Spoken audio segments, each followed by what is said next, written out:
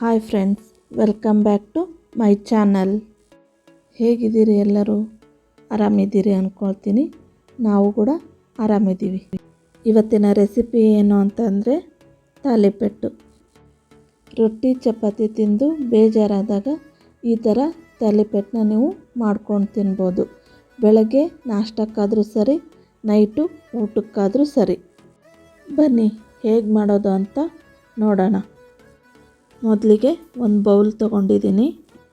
1 cup ಅಕ್ಕಿ ಹಿಟ್ಟು, 1 cup ಜೋಳದ ಹಿಟ್ಟು, 1 ಕಪ್ ಗೋಧಿ ಹಿಟ್ಟು. ಈ ಹಿಟ್ಟಿಗೆ ಇವಾಗ ಸಣ್ಣಕ್ಕೆ ಹೆಚ್ಚಿರೋ ಈರುಳ್ಳಿ, ಸಣ್ಣಕ್ಕೆ ಹೆಚ್ಚಿರೋ ಹಸಿಮೆಣಸಿನ್ಕಾಯಿ, ಹೆಚ್ಚಾದರೂ ಹಾಕ್ಕೋಬೋದು ಅಥವಾ ಸಣ್ಣಕ್ಕೆ ರುಬ್ಬಿ ಆದರೂ ಹಾಕ್ಕೋಬೋದು.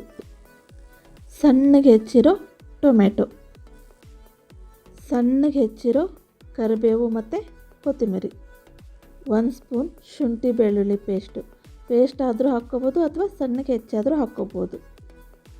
1 ಸ್ಪೂನ್ ಅರಿಶಿಣ, ರುಚಿಗೆ ತಕ್ಕಷ್ಟು ಉಪ್ಪು, ಅರ್ಧ ಸ್ಪೂನ್ ಜೀರಿಗೆ.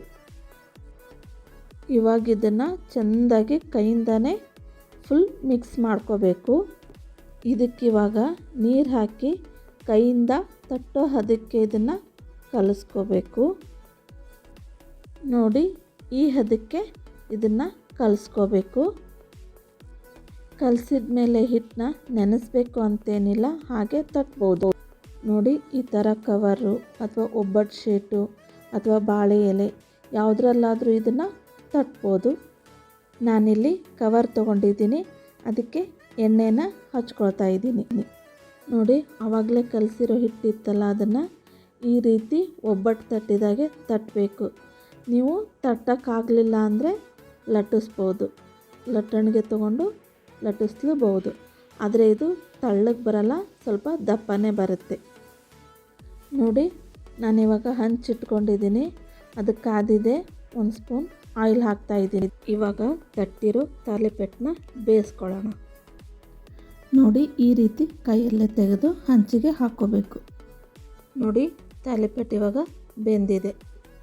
ಇದನ್ನು ಹಾಗೆ ತಿನ್ಬೋದು, ಮೊಸರು ಜೊತೆ ತಿನ್ಬೋದು, ಉಪ್ಪಿನಕಾಯಿ ಜೊತೆ ತಿನ್ಬೋದು, ಕಾಯಿ ಚಟ್ನಿನಾದರೂ ಮಾಡ್ಕೋಬೋದು. ನಾನಿಲ್ಲಿ ಕಾಯಿ ಚಟ್ನಿ ಜೊತೆ ಸರ್ವ್ ಮಾಡ್ತಾಯಿದ್ದೀನಿ.